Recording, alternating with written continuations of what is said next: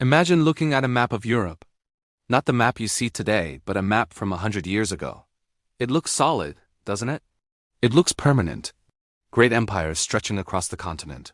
Kings and emperors sitting on golden thrones, claiming they rule by the grace of God. It looked like the height of civilization, but look closer. Beneath the gold leaf and the velvet, there are cracks. Deep, jagged cracks running through the very foundation of the world. We are told that World War I started with a bullet in Sarajevo. But that is a lie. The war didn't start with a bang. It started with a whisper. It started with a handshake in a dark room. It started with a signature on a secret piece of paper that no one was supposed to see. For decades, the most powerful nations on earth were playing a deadly game of chess.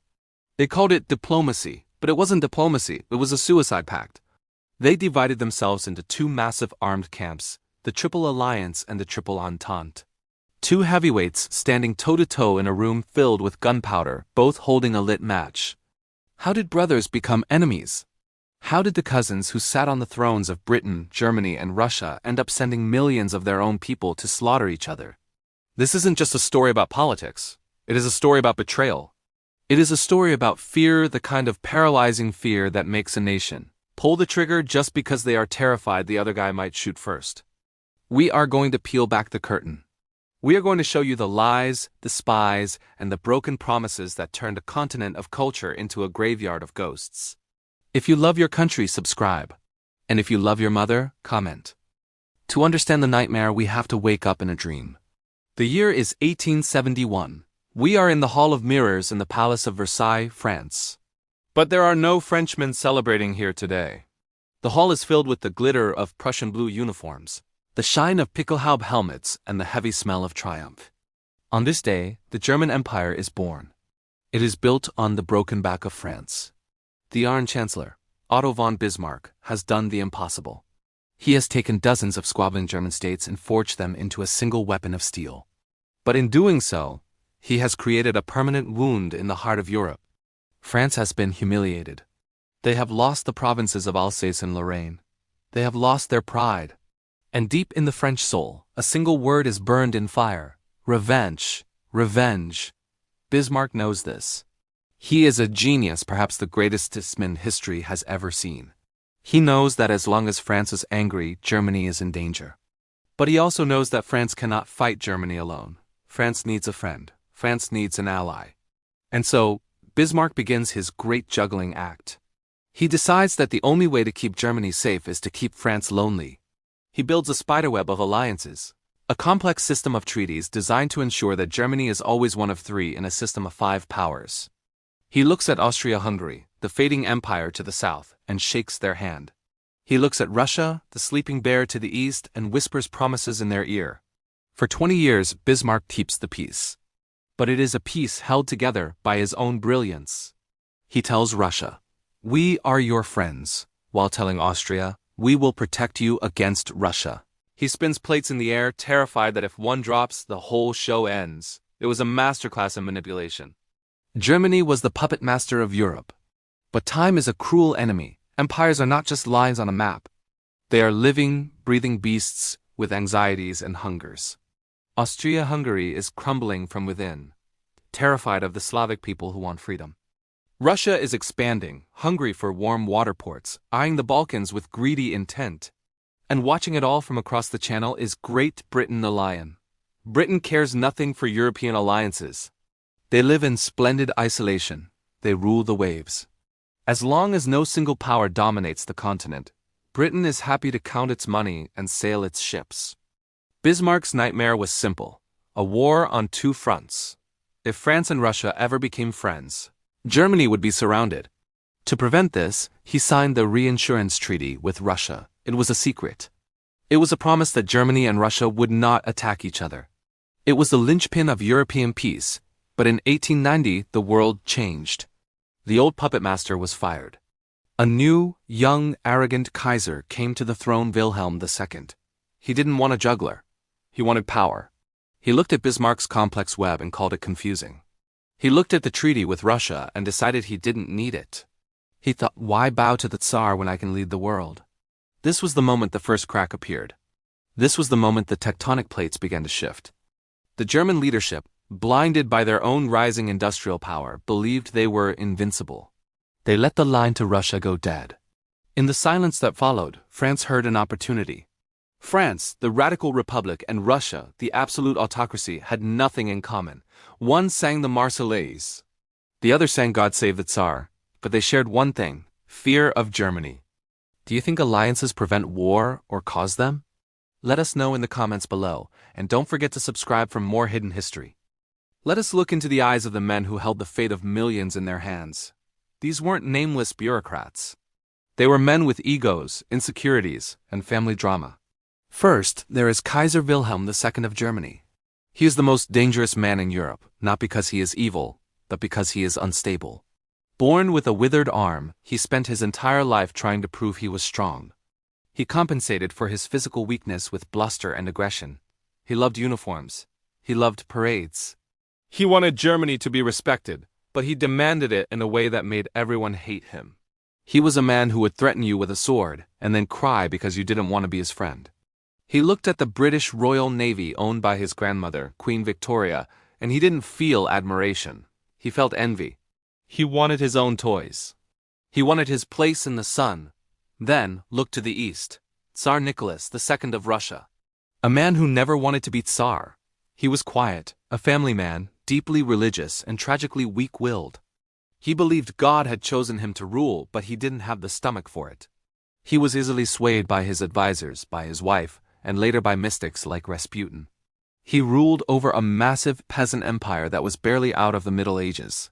Yet he commanded the largest army in the world, the Russian steamroller. Nicholas was Kaiser Wilhelm's cousin. They wrote letters to each other, signing them Willy and Nicky. But family love cannot stop the gears of geopolitics. Nicholas was afraid of appearing weak, and that fear would drive him to make fatal mistakes. To the west, we have the leaders of the French Third Republic. These were not kings. They were politicians. Men like Raymond Poincaré. They were driven by a collective memory of shame. Every French child was taught in school to look at the map and see the black stain of the lost provinces.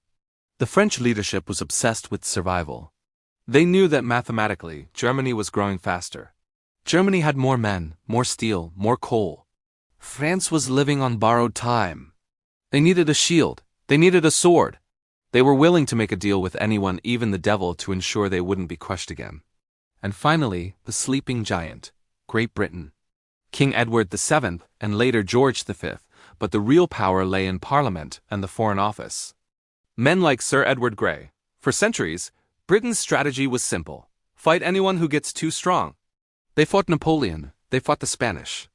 Now they looked at Germany, a nation that didn't even exist 40 years ago, and saw a threat. Germany was building factories faster than Britain. Germany was selling goods cheaper than Britain. And most terrifying of all, Germany was building a navy. These personalities clashed like chemicals in a lab. Wilhelm thought the British ignored him. The Russians thought the Germans betrayed them. The French thought everyone was out to get them. It was a cocktail of neuroses. If these men had been neighbors in a suburb, they would have just built higher fences. But they were heads of state. Their fences were made of machine guns and battleships. The tragedy is that none of them actually wanted a world war. Wilhelm wanted glory, not a bloodbath. Nicholas wanted peace. Britain wanted trade. But they were all trapped in a system they couldn't control. They were like sleepwalkers, stumbling toward a cliff edge, holding hands with their worst enemies. Here lies the great mystery. How did the reinsurance treaty vanish? When Bismarck was fired, the new German advisors looked at the secret treaty with Russia and said, "This contradicts our alliance with Austria." They wanted to be honest. They wanted clear lines. It was a fatal obsession with clarity in a world that required ambiguity. In 1890, the Russian ambassador came to Berlin hat in hand, asking to renew the treaty. He was desperate. Russia didn't want to be alone. The German Kaiser Wilhelm actually wanted to say yes. He liked Nicky, but his advisors whispered, "No, Your Majesty, we cannot be allied with two enemies at once. Choose Austria. Russia will never ally with France. It's impossible. They are too different." It was the greatest miscalculation in diplomatic history. The moment the Germans said no, a chill wind blew through St. Petersburg. The Russians felt naked. They looked around the room and saw only one other lonely power: France. Now imagine the scene. A French fleet sails into the Russian port of Kronstadt in 1891. The French band plays the Marseillaise, the anthem of revolution, a song that used to be banned in Russia because it represented killing kings. And what does the Tsar do? He stands. He takes off his hat. He listens. In that moment, the impossible became reality. The Franco-Russian alliance was born in the shadows. It was a military convention. It was specific. It said, if Germany attacks France, Russia attacks Germany. If Germany attacks Russia, France attacks Germany. Do you understand what this meant? It meant the German nightmare had come true. Germany was now encircled. To the west, the French army. To the east, the Russian bear. But for years, the true extent of this alliance was a mystery to the public. It was a secret bond forged in fear. The Germans didn't believe it was real until it was too late. They thought surely the Tsar won't fight for the Republic. They were wrong. And while this secret pact was solidifying, another mystery was unfolding at sea. Why was Germany building battleships? Germany is a land power. Its heart is in the fields of Prussia and the coal mines of the Ruhr. It has a small coastline. Why did Admiral Tirpitz convince the Kaiser to build a massive high-seas fleet? They claimed it was to protect their merchant ships. They claimed it was for prestige. But in London, at the British Admiralty, they looked at the blueprints and saw only one thing, a dagger aimed at the heart of the British Empire. The mystery of German intentions drove Britain out of its isolation. Britain realized they could no longer stand alone. They had to pick a side. But which side? Historically, Britain hated France. They had been enemies for 700 years. They didn't trust Russia either. They were rivals in Asia, but Germany. Germany was becoming too loud, too strong, and too close. The diplomatic cables flew back and forth. Secret meetings were held in country estates. The world was shifting under the feet of the public, and no one knew it. The alliances were not public declarations of friendship. They were secret contracts of war. The terms were hidden in safes, known only to a handful of ministers. The people of Europe went to work, fell in love, and raised children, completely unaware that their lives had already been signed away on a piece of parchment in a foreign capital.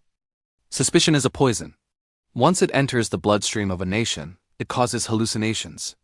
Germany began to suffer from a condition they called Einkreisen encirclement. They looked at the map and felt the walls closing in. They felt that the other powers were conspiring to deny Germany her rightful place in the world. Every diplomatic move by Britain or France was seen by Berlin as a tightening of the noose. This paranoia led to aggressive testing. The Kaiser decided to test the friendship between Britain and France. He traveled to Morocco in 1905, a place France considered their backyard, and gave a speech supporting Moroccan independence. He wanted to humiliate France and show Britain that France was weak. He thought Britain would leave France to dry. He was wrong. The bullying backfired. Instead of splitting Britain and France, it pushed them closer together. Panic breeds solidarity. Britain looked at the Kaiser's erratic behavior and thought, this man is a loose cannon. We must support France or we are next. The suspicion deepened. Spy networks expanded. In London, writers wrote invasion novels, telling stories of German spies disguised as waiters, plotting to blow up railways. In Berlin, they whispered that the British were planning a preemptive strike to sink the German fleet, just as they had done to the Danish fleet a century before. Every train schedule was analyzed. Every factory output was calculated. The general staffs of the armies began to draft precise timetables. The German Schlieffen Plan was born out of this suspicion. It was a plan based on pure math and panic. We must defeat France in 6 weeks before Russia can mobilize. It forced Germany to be the aggressor. It forced them to strike first, because their only hope was speed. Suspicion turned the continent into a powder keg. All it needed was a spark. The climax of this tragedy is not the war itself, but the solidification of the blocks that made the war inevitable. It happened in stages like the tumblers of a lock clicking into place. Click 1.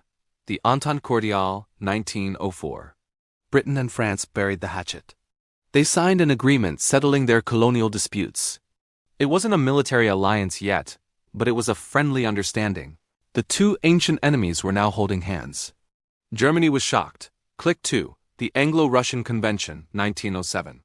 This was the impossible made possible.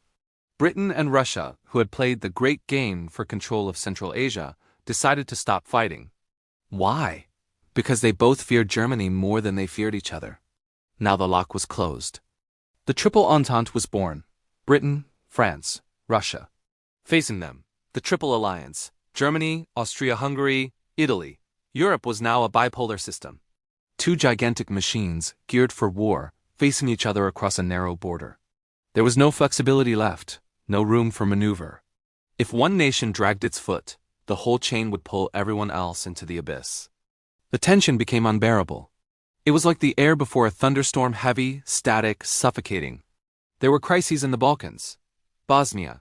The Balkan Wars. Each time the diplomats managed to pull back from the brink, they congratulated themselves. "We have saved the peace," they said. But they hadn't saved the peace. They had only delayed the war. And by delaying it, they made it worse. They allowed the armies to grow larger. They allowed the hatred to grow deeper. In 1914, the structure was so rigid that it shattered at the slightest touch. When the Archduke Franz Ferdinand was assassinated in Sarajevo, it shouldn't have caused a world war. It was a regional dispute between Austria and Serbia. But because of the alliances, because of the blank check, Germany gave to Austria, because of Russia's need to protect the Slavs, because of France's desperate need to keep Russia as an ally, and because of Britain's fear of a German-dominated Europe, everyone was pulled in. The climax was a cascade of failures. Austria declares war on Serbia. Russia mobilizes to help Serbia. Germany mobilizes to stop Russia. France mobilizes to help Russia. Germany invades neutral Belgium to get to France. Britain declares war on Germany to protect Belgium. It took only days. Decades of history, centuries of culture, wiped out in a week of telegrams and ultimatums. The great powers had separated, and in their separation, they had bound themselves to a doomsday machine. What did this mean for the people? For the baker in Berlin, the student in Paris, the docker in London? It meant the death of the European dream. Before this divide, Europe was becoming borderless. You could travel from London to Moscow without a passport. Ideas, art, and science flowed freely. But the alliance systems built walls in the minds of the people. Nationalism became the new religion. Schools became factories of hate. French children were taught that Germans were barbarians. German children were taught that the French were decadent and the Russians were savages. The press, fueled by their governments, whipped the populations into a frenzy. When the war finally was announced, the most tragic thing happened. The people cheered. They cheered. Crowds gathered in Munich, in St. Petersburg, in Vienna, throwing hats in the air. Why? Because the tension had been broken. The suspicion, the mystery, the waiting, it was finally over. They thought the war would be a cleansing fire. They thought it would be over by Christmas. They didn't know about machine guns. They didn't know about barbed wire. They didn't know about poison gas. They marched off to war with flowers in their gun barrels, singing songs, believing they were defending their alliance, their honor, their brothers. The societal impact was the slaughter of a generation. The breakdown of the alliances didn't just redraw the map. It destroyed the optimism of the 19th century. It killed the idea that humanity was getting better. It proved that underneath our suits and our civilization, we were still tribal, still violent, and still capable of destroying everything we built. The great powers of Europe separated because of fear. They sought safety in numbers, but they found only death. They thought alliances were shields, but they turned out to be targets. The tragedy of the Great Divide is that it wasn't inevitable. It was a choice. A choice made by proud men in quiet rooms, who valued prestige over peace. They drew lines in the sand and demanded the world cross them, and the world did, stepping straight into the fire. History whispers to us so we don't have to scream. The alliances of 1914 tell us that when we divide the world into us versus them, we are setting the stage for our own destruction. If you enjoyed this deep dive into history, please hit that like button. If you love your country, subscribe. And if you love your mother, comment below.